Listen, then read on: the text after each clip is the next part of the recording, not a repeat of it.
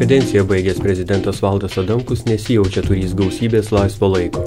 Priešingai, jis vos spėja bendrauti su žmonėmis, atsakinėti jų laiškus. Laiko užtenka patenkinti vos trečdalį kvietimus, skaityti pranešimą, dalyvauti konferencijoje. Daugiau laiko nei iki šiol Valdas Adamkus dabar gali skirti tik vienam pomėgiui – knygai.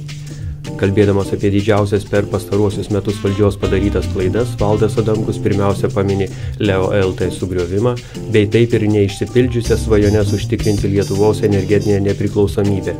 O neišnaudotų galimybių buvęs šalies vadovas mato tiesioginių užsienio investicijų fronte. Kaip jums iš šalies atrodo valdžios pastangos privilioti Lietuvą investicijas? Matot, vienas dalykas yra pastangos. Ir nežinau, kiek tikrumoje tų pastangų ir sąmoningų ir profesionalių yra įdedama į tą visą kitą. Bet kalbantis su užsienio kai kuriais verslo žmonėmis, tas klausimas ne vieną kartą man yra iškilęs, jų pačių statomas. Sako, kokias jūs mums garantijas duodat? Įrodykit, kad jūs, savo patirtimi esat jau užsiėmę tam tikrą poziciją verslo pasaulyje, kad mes be jokios didesnės rizikos, aišku, visuomet yra rizika, galime ateiti pilni pasitikėjimo, kad tai bus mums naudinga ir pelninga. Tai aš galvoju, kad tai yra mūsų pagrindinė problema. Jeigu mūsų ir vyriausybė ar tam tikros institucijos, bando prisitraukti į Lietuvą verslą, tai ne žodžiais, bet mes turime, sudominti jos savo išskirtiną, turbūt patirtimi, savo pasiekimais, arba net mūsų, sakyčiau, mokslinių arba išradimų verte, kuris sudomintų ir būtų naudinga verslininkams. Tai yra vienintelis kelias. O bijau, ir žinoma, galbūt yra per drąsu iš mano pusės pasakyti, aš manau, kad mes šiandieną dar to nesam niekam užtikrinę. O ko bijo tie užsienio investuotojai, sakote apie rizikas, besikeičiančių įstatymų ar dar ko nors?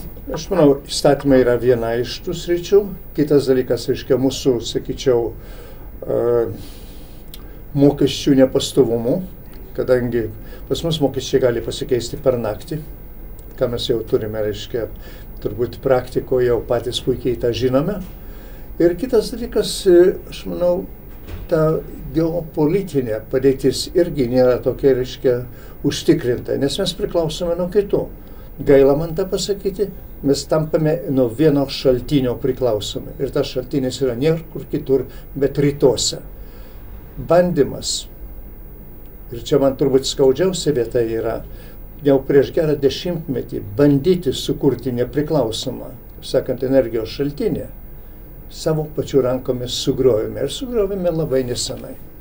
Kalbate apie Leo LT sugriovimą? Na, taip, galbūt čia yra ginčytinas objektas, tačiau buvo padaryta pradžia, buvo tarptautiniai kontaktai sudaryti, lygiai taip pat, kaip mes kalbame apie kabelį iš, kaip sakant, skandinavų. Tai neatsirado dabar staiga uždarius LIO ir staiga mes, nuvažiavom ir sudarėm kažką tai naujo. LIO aš nežinau, aš neturiu detalių, man niekas niekad neatsakė, kodėl mes buvom, kaip sakant, tokie kategoriški ir galų gale išvaikėm, aš kito žodžio nerandu. Jeigu šito nebūtų buvę, o protingai būtume pasielgę ir jeigu ir buvo kam tikrų, sakyčiau, nesutarimų ar netikslumų ar teisinių pažeidimų, kurie jie turėjo būti pačioj pradžioje iškelti ir aš manau, kad Lietuvos sakant, pusė turėjo vis tiek pagal mano žinias didesnį akcijos paketų, nors ir mažą, bet vis tiek didesnį, galėjo tas sąlygas nustatyti, susitarti, įsiaiškinti ir šiandien po keletos metų jau būtų buvusi padaryta pradžia. Štai kur yra, mano supratimu, didžiausia padaryta klaida. Mes priklausom nuo kitų, o kad priklausom nuo kitų, patys esam dalinai kalti.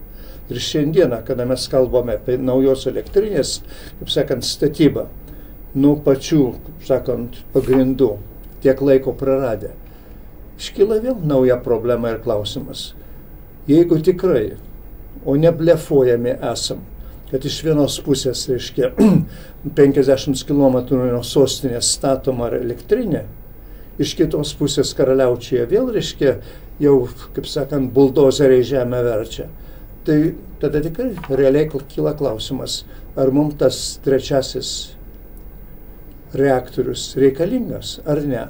Ar busime taip supančioti, kad, sakant, tas, kas su mumis norės politinė, reiškia, susidorėt galės labai lengvai, kadangi, sakys, neklausot, nenorit, neklausit, reiškia, to šaltinio, būtent energijos šaltinio, kuris reikalingas jūsų ūkio vystymuisi. Grįžkim prie užsienio investuotojų, ne tik energetikos.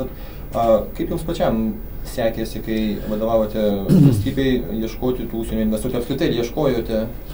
Nu, žinoma, atvirai pasakius, jeigu jūs klausėte mane asmeniškai, aš neieškojau jo. Na, bet susitikimai ir nuomonės formavimas. Aš manau, kad vis tik tai buvo padaryti, jokių būdų negalime paneigti, kad mes visiškai nepadarėm jokio progreso. Tačiau čia vėl, turbūt grįžtų prie to pačio jūsų pirmutinio, klausimo. Ar mes tikrai, dėjom pastangų ir darėm viską, kad tos investicijas patraukti. Man atrodo, kad mes turbūt nesupratom nuo pat pradžių išorinių investitorių reikšmę ir būtinybę Lietuvai. O ar apskritai jūsų manimų egzistuoja Lietuvoje, tai pavadinčiau, ekonominė užsienio politika, kad santykiai su kaimynais arba tiesiog su kitomis šalimis būtų grindžiami ir yra politiniai santykiai ir tada grindžiami ir ekonominiai santykiai. Ar tai yra? Manau, kad tai yra. Jeigu yra, tai reiškia labai maži, nepastebimi ir per daug ten, kaip sakant, pastangų nėra įdėta tiek, kiek būtų reikėję. Bet jeigu pažiūrėsime į Baltarusiją, yra šiokie tokie politiniai santykiai, buvo politiniai kontaktai, dabar Klaipėdos uostas džiaugiasi Baltarusijos kroviniais. Ne, tai aš kaip tik noriu dar kartą grįžti prie to. Nebuvo taip, kad buvo visiškai, kaip sakant, užsidarę, nieko nedarėme. Taip darėm. Tačiau tai yra pavieniai atvejai, nėra reiškia taip. Aš vieną puikų pavyzdį galiu jums pasakyti. Man būnant prieš eilę metų Miunchene, aš turėjau progos, reiškia, susitikti su aukščiausiais pareigūnais auto pramonės, būtent Mercedes-Benz. Ir besikalbant su jais, reiškia, kaip tik paminėjau, sakau, kad šiuo metu mes nematome absoliučiai jokių atstovybių iš jūsų pusės. Sako, kur jūs galėtumėte, reiškia, mums padėti? Nu, sakau, aš manau, kad galbūt tam tikrų automobilių dalių gamyboje tikrai mes turime specialistų, gabių žmonių. O tada mane vienas iš generalinių direktorių Mercedes-Benz paklausė, sako, o jūs odos išdirbimo srityje galėtumėte, reiškia, ką nors pasiūlyti? Žinoma, aš taip drąsiai atsakiau taip, nes aš turėjau galvoje, reiškia, Šaulių mieste buvusią, reiškia, gan išsivystusią pramonę šaką ir taip toliau. Sakau taip. Tai sakau, gerai, padarykim šitai.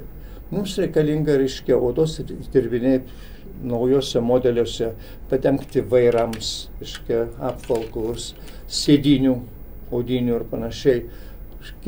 Atsiųskit mums savo išdirbinių pavyzdžius ir jeigu jūs atitiks, reiškia, mūsų reikalavimams, sako, mes tikrai su dideliu malonumu eisime į Lietuvą, kadangi mums artimi ir patikimi, reiškia, kaimynai. Grįžęs aš perdaviau, reiškia, visą šitą, po kurio laiko per ūkio ministeriją pasiteiravau, ar kas nors buvo reaguota, taip buvo nusisti tam tikri pavyzdžiai ir jie neatitiko kokybės, kurios reikalauja.